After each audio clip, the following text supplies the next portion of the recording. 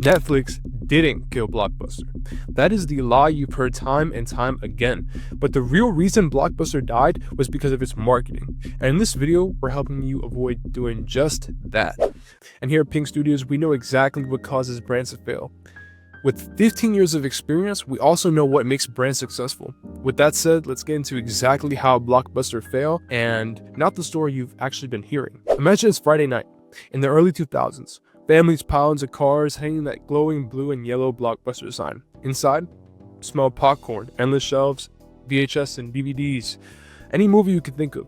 At 2004, its peak, Blockbuster ruled with 9,000 stores worldwide and 84,000 employees. $6 billion in revenue. Late fees alone brought in $800 million a year. It was a store that completely owned all sort of family entertainment. But downfall was already unfolding behind the scenes.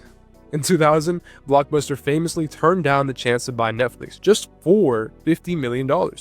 CEO John Antioco called it a niche idea. Netflix, born from a $40 late fee frustration, eliminated due dates and mailed DVDs.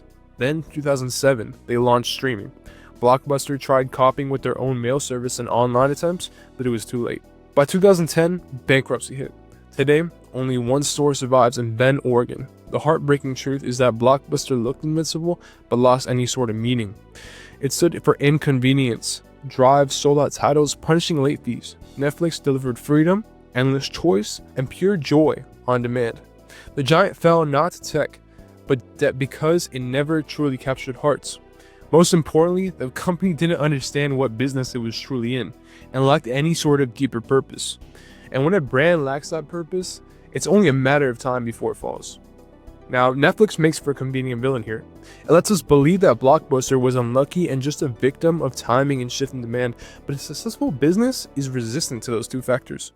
If Nintendo, for example, never changed its position, it would have been out of business many times over.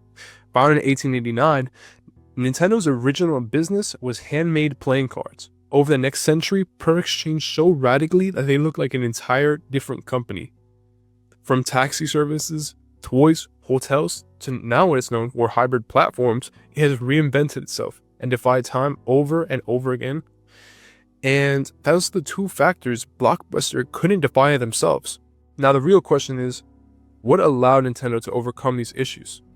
And it was that it was attached to a psychological role, not the product. This is the most important part here.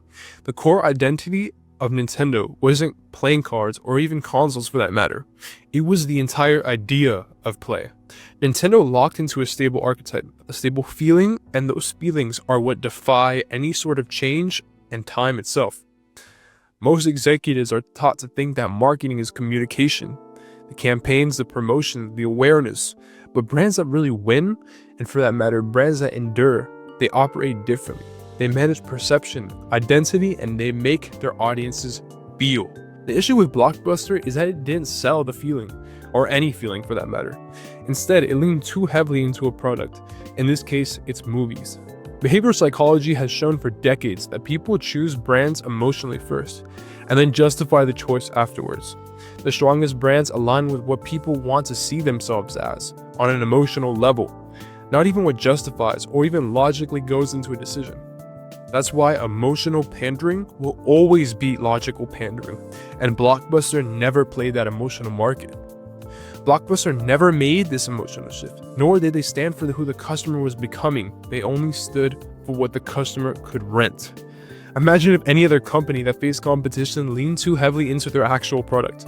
If McDonald's leaned into their advertising as some revolving around their food rather than I'm loving it or the feeling of that love, then it would have just become another fast food chain when competition arose. This goes to show that it isn't adversity what kills a business, but a lack of internal identity. This is because times change, and so does what is in man. But one thing is concrete, and that's how people feel. And if you want a successful brand, that is what you gotta market to.